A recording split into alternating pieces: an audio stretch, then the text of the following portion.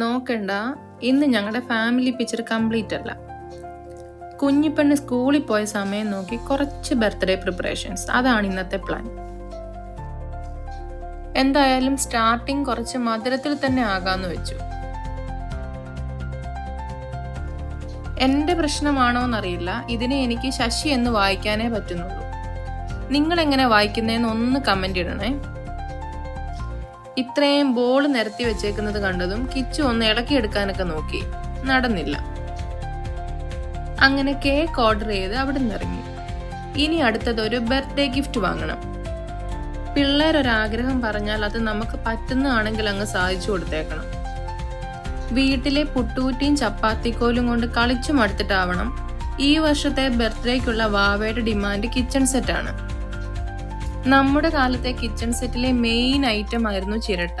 അതിന് ഇവരോട് പറഞ്ഞിട്ട് കാര്യമില്ലല്ലോ.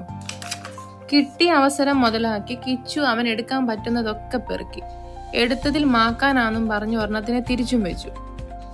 കുറച്ചു നാളായി പിള്ളേര് തപ്പി നടക്കുന്ന പോക്കാച്ചിയും തലവന്മാരും ദേ ഇവിടെ തന്നെ ഉണ്ട്. ഇതിനെയൊക്കെ ആര് വീട്ടിൽ മേടിച്ചുകൊണ്ട് പോകാനാണോ എന്തോ. അപ്പൊ ശരി, മറ്റൊരു വീഡിയോയിൽ കാണാം.